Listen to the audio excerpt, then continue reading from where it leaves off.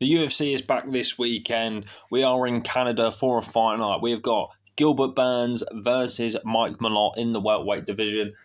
This is a matchup again where Gilbert Burns has been fed to, I don't want to say the young up-and-comer, but a guy who's on the rise. We'll say that because when I get into it, you'll understand what I mean by that. But you know how we do it here. We're going to talk about Gilbert Burns, who's on the left. We're going to talk about Mike Malott after. So let's get straight into it. So Gilbert Burns has been around for ages in this welterweight division. Once upon a time was one of the best, was pretty much the second best welterweight. He comes short against Kamaru Usman, but this is in the Usman era. He was very, very close to winning the welterweight title against Kamaru Usman, dropping Usman. Had a great first round. I think he got TKO'd in the third, I believe. I think it was the third round or second, either or, one of those. But Gilbert Burns has fought everyone, He's 22. He's got 22 wins, 9 losses, 6 by knockout, 9 by submission, and 11 first-round finishes. He's also ranked number 11 at welterweight. But if we look, he's on a 3-fight losing streak. Last time out to Michael Morales, Sean Brady, Jack Della Maddalena. What he was winning that fight, to be fair. He was winning the JDM one, got caught. He lost to Bilal Muhammad, so sorry, he's on a 4-fight losing streak. Then he obviously pulled together some very good wins. He beat George Masvidal, Neil Magny. Did lose to obviously Khamzat Chimaev, but probably gave Chimaev the hardest fight of his career. That could have gone either way, in my personal opinion. He beat Stephen Thompson, lost to Kamaru Usman, beat Tyron Woodley, beat Damian Maia, Gunnar Nelson. Any other notable names on here? No, there's no other big notable names. But listen, he lost to Dan Hooker. That's not a bad one. So he's lost to Dan Hooker, Kamaru Usman, Khamzat Chimaev, Bilal Muhammad, Jack Della Maddalena, Sean Brady, Marco Morales. He's lost to only the top guys, How many of them being former champions? Jack Della Maddalena, Bilal Muhammad, Chimaev's obviously now a world champion, Kamaru Usman. He's lost to 5 former world champions. It's not bad. But listen, Gilbert Burns, we love Gilbert Burns. He is great. He's 39 now. It's definitely coming to the end of his career with 4 straight losses, especially if he loses to Mike Malott. I do believe it should be the end for Gilbert Burns because the reflexes aren't there, the grappling ain't there. He can still go 5 rounds. The Sean Brady fight showed he can still go 5 rounds, but listen, it's just not there anymore for Gilbert Burns. And I do love Gilbert Burns. He is great. I love the fact, he was kind of just, he would win some, lose some. He moved up to welterweight and become an absolute monster. The fight with Khamzat is just one of the most greatest fights ever. Especially, with Khamzat being so dominant. Look what Khamzat's done at middleweight. And Gilbert Burns gave him probably his toughest fight of his career.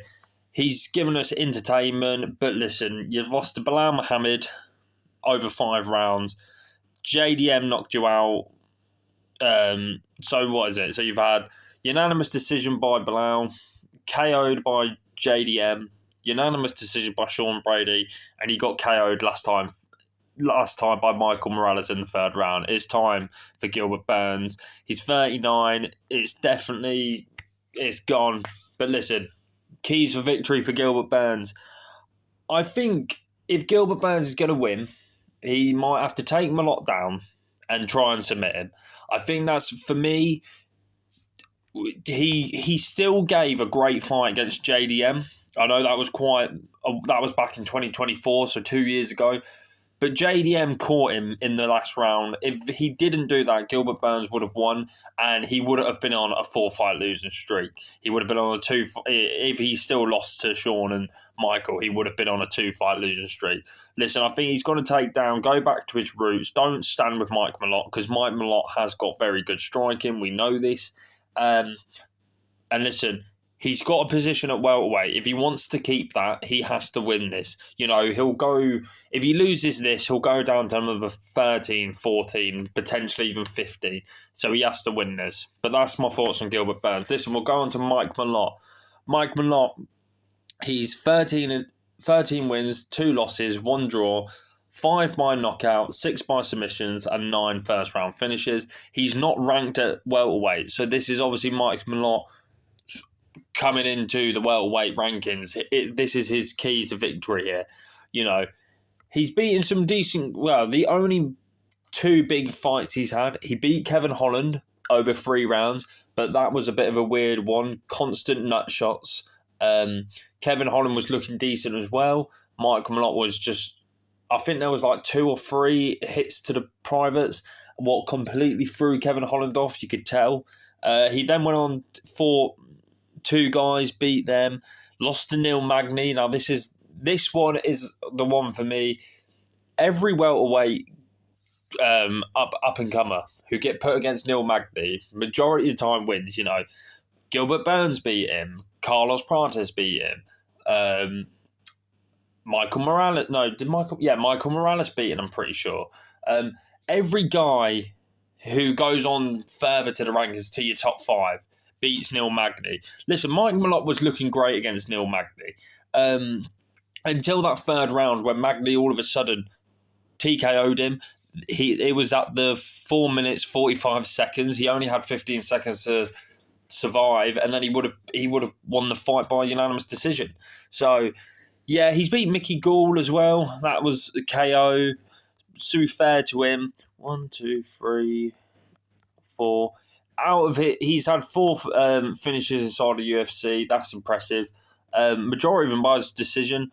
But there's one thing about Mike Malott. You might remember I didn't say a young up-and-comer. I just said an up-comer. The reason why, he is 34.